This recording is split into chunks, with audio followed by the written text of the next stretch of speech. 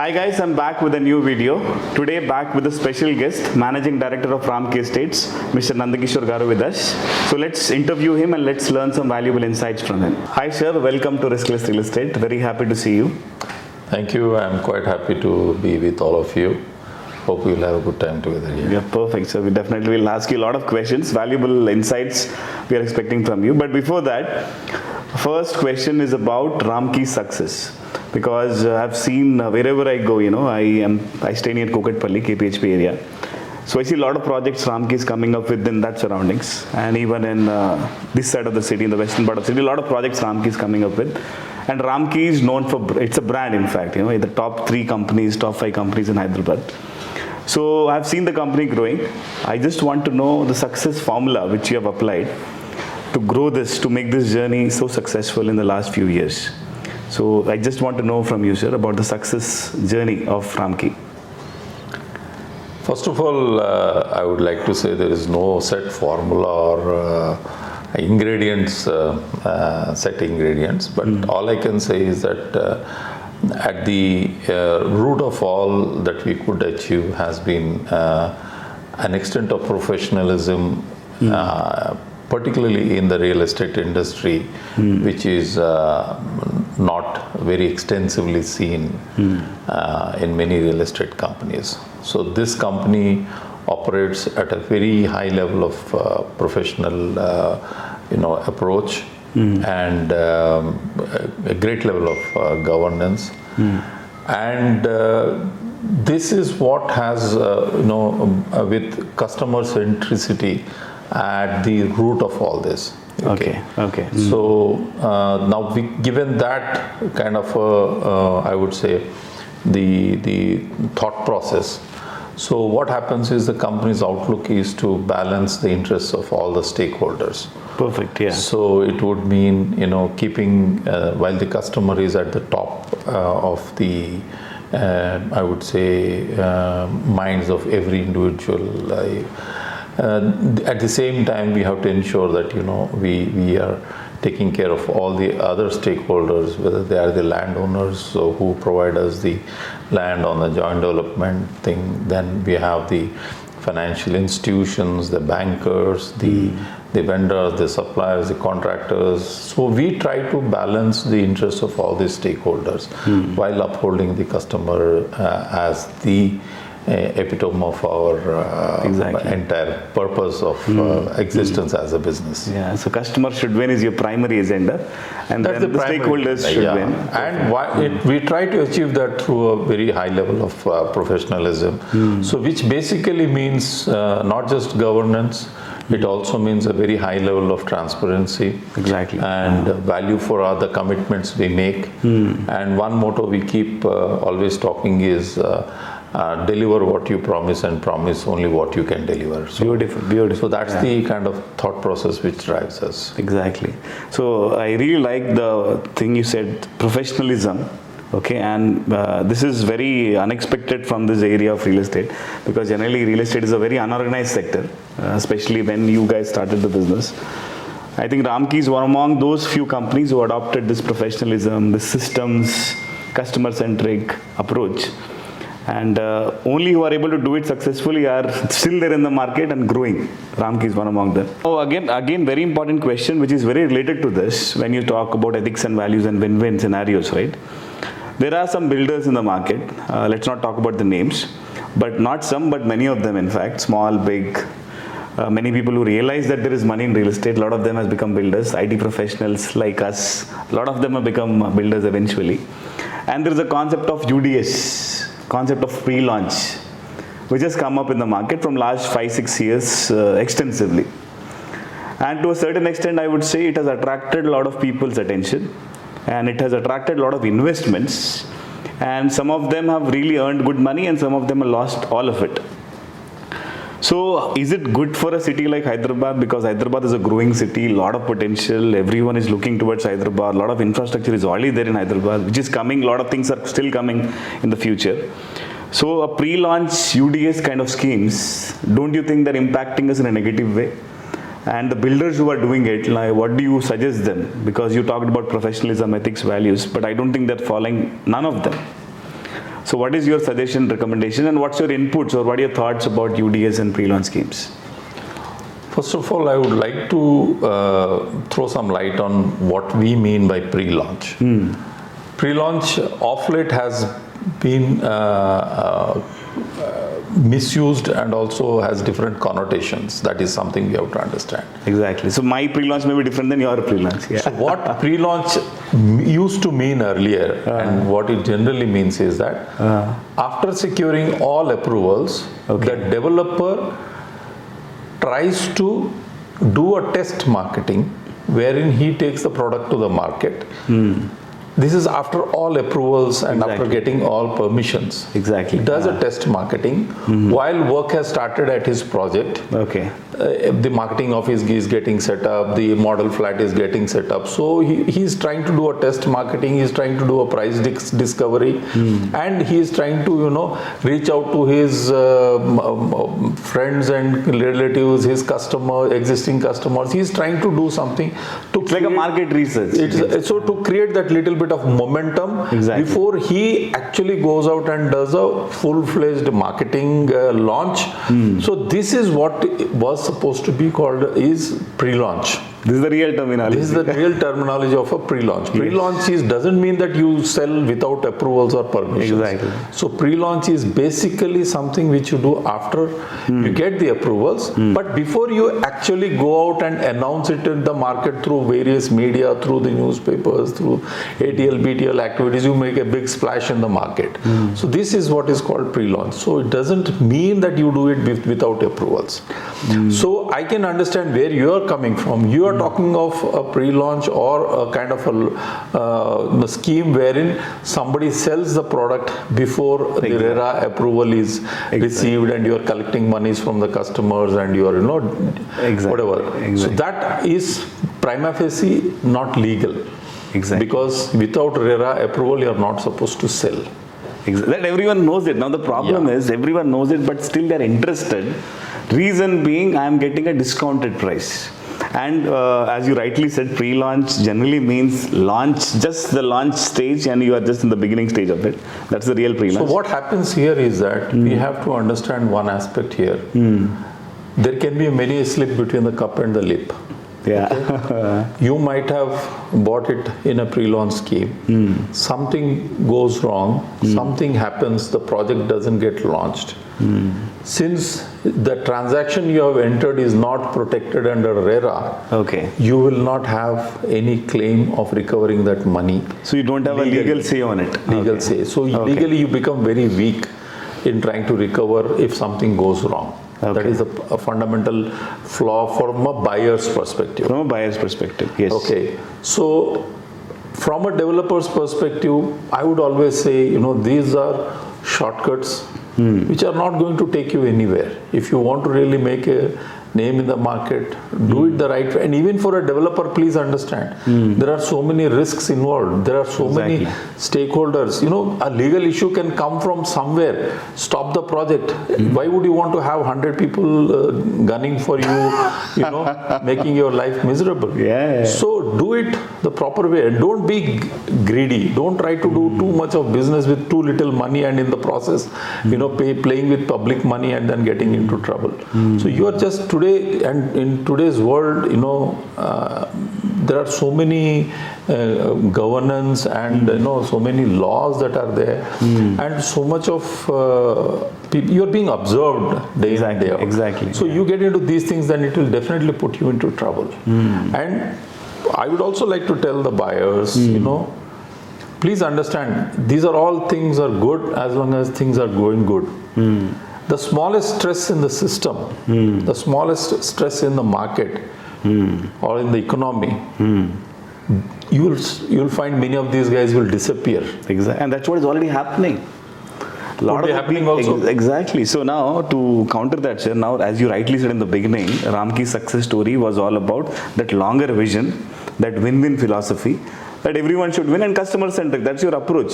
But now the approach of people, this pre-launch builders, especially because of Andhra market collapsing, a lot of builders from Andhra are coming to in Hyderabad, and they are starting a business and they are constructing high-rise buildings. They have no experience in high-rise buildings. and they're not worried about customer centricness, they're worried about own centricness. And they're least bothered, paisa dubega to mera nahi dubega. Also, it could be because, somebody is over ambitious. Exactly. So they may not be necessarily, understanding the risks.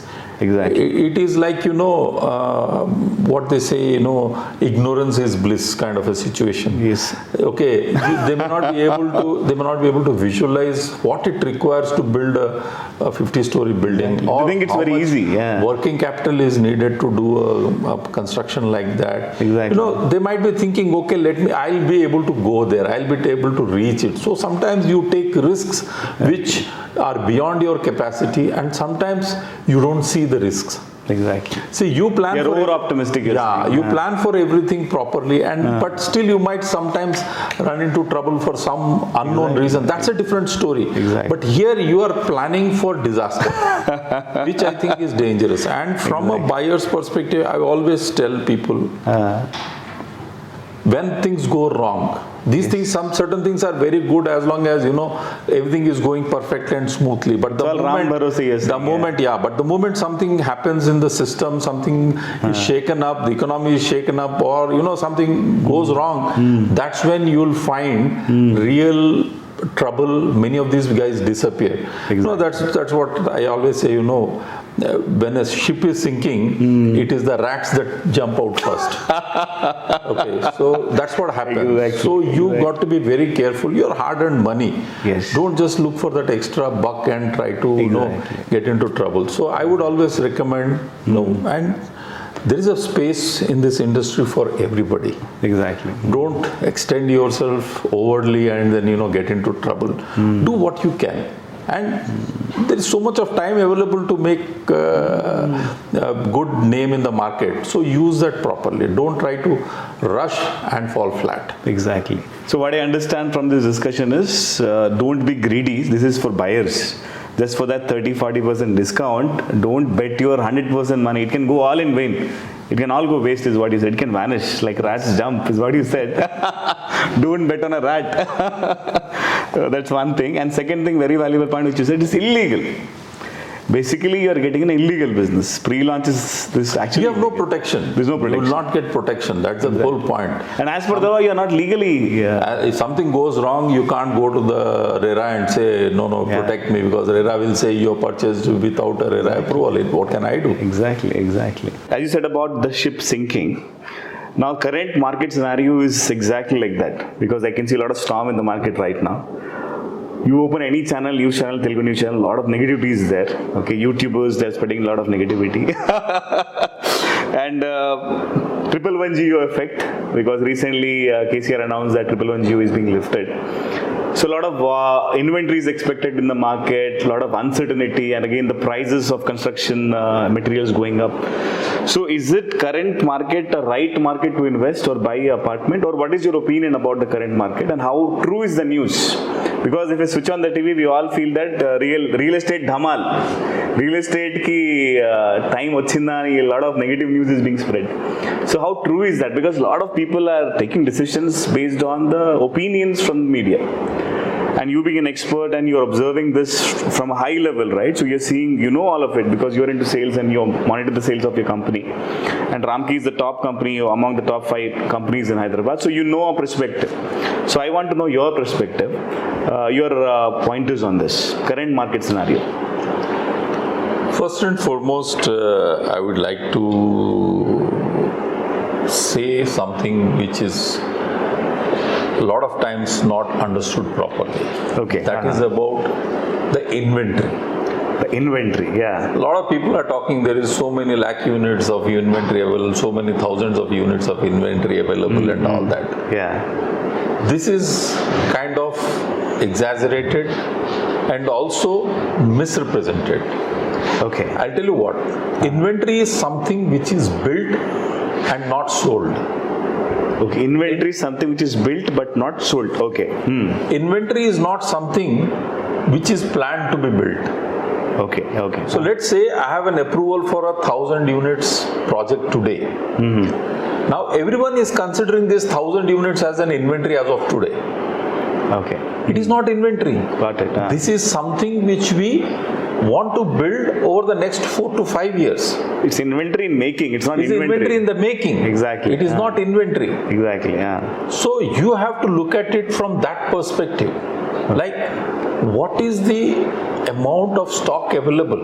Ready to occupy houses. Ready to occupy. How many of them are vacant in Hyderabad today? You tell me. So many customers, so many people, my friends and relatives who want, in locations or sizes where they cannot buy from Ramky for whatever reason, they ask me and they come back saying, no, I've checked in so and so project, there is no units available. I've checked in so and so projects, very few units are available. Everywhere there are only residual units available, which are, ready to move kind of a thing. And we are talking of an huge inventory lying in the market. So this is prima facie misunderstood and misrepresented is my view. Okay, so that's a very important point of view. Yeah. Okay. So what we are talking of, the Hyderabad's annual consumption from the organized sector is somewhere around 30,000 units per year. 30,000 ready to occupy houses. Occupy houses, 30,000 units. Okay. Now, at the rate of 30,000, and this is from the organized sector. We are also having so many of unorganized buyers from the unorganized sector. So if you look at it, all this, what is the inventory today available in Hyderabad? It's nothing. Exactly. So this complete rhetoric of so much inventory is there, so many apartments are available, not sold. I think that is not correct. Okay. That is not correct. While undeniably, the supply has increased in the market.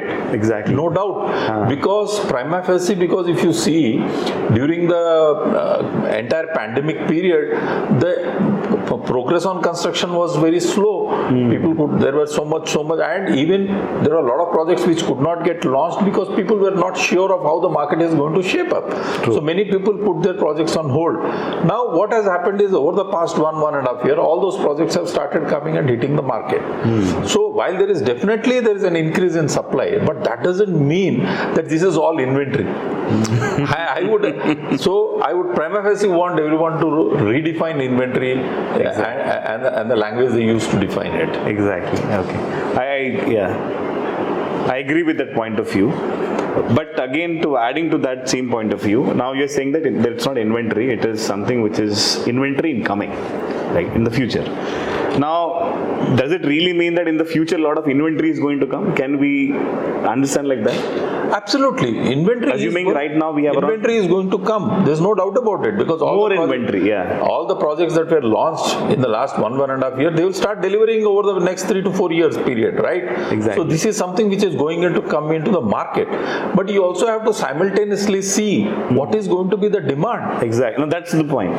So what is going to be the demand? Exactly. Will we have that much of demand in the coming days? I would like everybody to look at the Hyderabad market from what it is today. What kind of demand is coming into Hyderabad? You compare Hyderabad with the rest of the country. You compare on the basis of price. You compare on the basis of infrastructure. You compare on any count. Hyderabad still scores. Exactly. Yeah. And you have so many IT companies moving into Hyderabad, so much of employment generation that is happening in Hyderabad. So you will have demand coming up. I have no doubt about it. Okay. I have no doubt about it. Okay. That the demand. But what is happening today is people are getting, or a kind of a message is spread in the market that there is a huge overhang of inventory. Exactly. Whereas factually there is none. Exactly. Very little inventory. I mean, that is also because most of the projects, what happens is we have a 10% mortgage clause wherein all these units are released after the occupancy certificate is issued. Yes. So you will have that 10% of inventory in almost in every project. Exactly. Plus there will be some residual units here and there, and there will be some projects, which are, I would say, having their own locational challenges or their own site challenges, which will be there, which is a normal for any industry. Exactly. So I think it is something which has been overplayed. Exactly. It is being exaggerated, and what you're saying is there is a negative sentiment created, calling the inventory incoming as inventory is what you're trying to say. And what I understand from this is you're saying even though inventory is increasing in the future, you're expecting a nice demand for it because the city is growing. Yes. Okay, perfect. I agree with you. Now, one more point, sir, which is relevant to this. This is again from a research which I recently saw. I think from Anarok, if I am wrong, I'm not sure. I think it was Prop Tiger report.